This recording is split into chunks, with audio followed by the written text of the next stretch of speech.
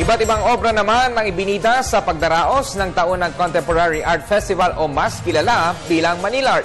Dito mas inilapit sa publiko, partikular na sa mga kabataan, ang sining ng mga Pilipino. Nagbabalik si Ara Perez. Celebrating variety, art according to all. Ito ang tema sa taong ito ng Manilart na inilunsad sa ginanap na press conference itong ika-12 ng Setyembre sa SMX.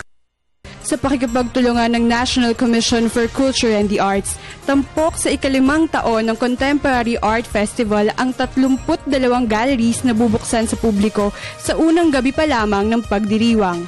Ayon kay Romanago, Art Fair Director para sa taong ito, layon ng Manilart 2013 na mas mapalapit pa sa mga Pinoy ang sining, partikular na sa mga estudyante. Because we want our reach to be countrywide and we want as much as we want so many people to come in and join us as artists, as collectors, and just people who want to know more about Philippine art.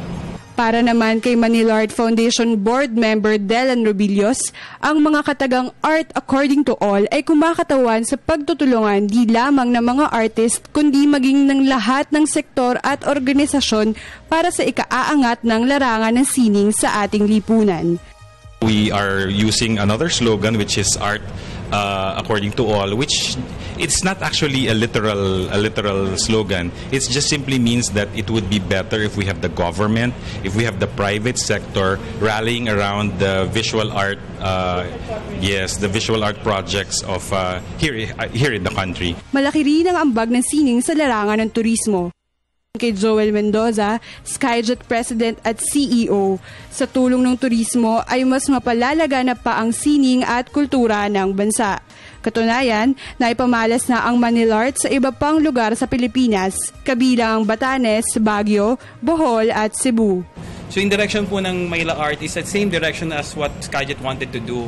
We are using Skyjet as a tool to promote our eco-cultural destinations, kamukha po ng Batanes and Coron, and there's other destinations that we are eyeing on like Virac, Surigao, yung mga commonly they are actually described as commuter destination.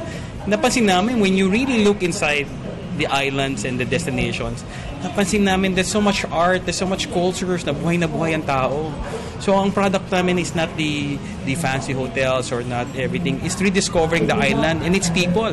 Ang Manilart 2013 ay tatakbo mula ika-10 hanggang ika-13 ng Oktubre sa SMX Aura. Para sa Telebisyon ng Bayan, Ara Perez.